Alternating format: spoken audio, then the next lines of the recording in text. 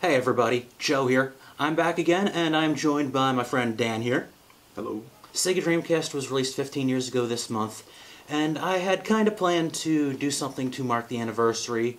I had originally a more ambitious plan, but didn't quite work out the way I wanted to.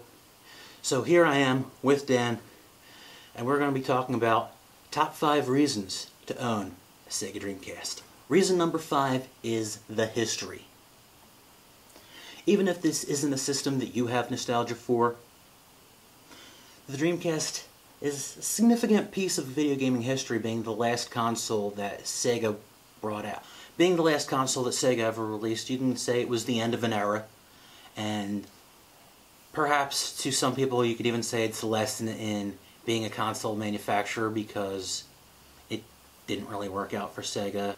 You know, in 2012, people said the end of the world was coming. And my response to that was, you know, my world ended in 2002 when Sega Dreamcast went out of production.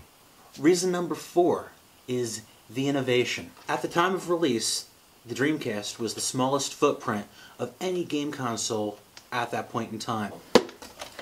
Sega took the idea that Nintendo had with the accessory port in the controller and took it even further with VMUs and other accessories, including jump packs and memory packs. Now instead of just having a jump pack, you can have a jump pack and memory pack. And not only that, the VMU stands for Visual Memory Unit. And what that means is, when you're playing a game, let's say you're playing Madden. I'm not really into sports games that much, but when you're playing Madden, when you're picking your plays actually pop up on the VMU. And on a side note, games like Sonic Adventure, I think Power Stone had one. You can also upload little mini games to these things. I know Sonic Adventure, I'm really familiar with that one. You basically raise the child. It's kind of like a Tamagotchi, you know, the ones that they have in Japan, and we call them Gigapets here. Yeah, these things are really cool. Only problem is it's a bitch to get a battery for these.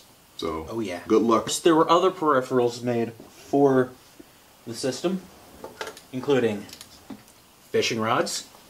I got my handy dandy fight stick. You know, these are good for not just fighting games, but also run and gun, shoot 'em ups. We don't have one here, but they made a couple different light guns. Yeah. And also, there was even a keyboard. Yep, typing of the dead. Number 3 is the fan base. Even though the Dreamcast had only been around for a very short time, only, what, 2 years, 2.5 years, give or take? Yeah, pretty much. It has an extremely loyal fan base. People are extremely passionate about the Dreamcast. Sega console has got 4 controllers, and now the Nintendo 64 is no longer the only console, the only party console. You know, we have all the friends over, and now, you know, Sega kind of did their own. It probably wasn't intentional, but I like to think of Power Stone 2 more specifically. I like to think of Power Stone to be like a 3D Smash Bros, and I really enjoyed that. I really wish they would make another Power Stone. Reason number 2 to own a Sega Dreamcast is actually, in my opinion, the homebrewing, bootlegging, and emulation scene that the system has. This day and age, you can find so much stuff online that you can burn yourself onto discs and play. Not only that, but they actually still make games for Dreamcast, believe it or not.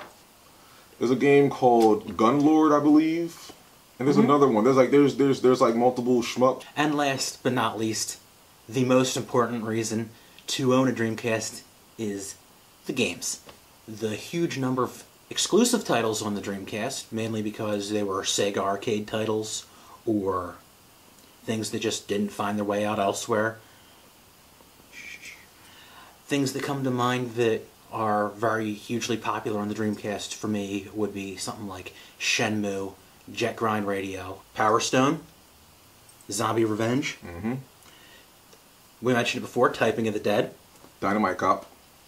The lack of third-party support made for a stronger first-party support, in my opinion, because all the first-party games utilize this controller to its finest capabilities. It's just it's not the most comfortable, but trust me, a lot of these first-party games, they're like nothing you'll ever play. In the short period of time that the Dreamcast was being produced, it garnered quite a legacy.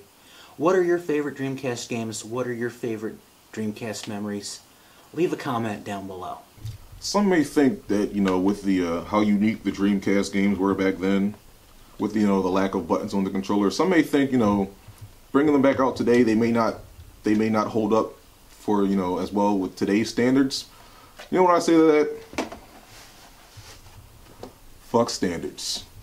Thanks for watching. See you next time.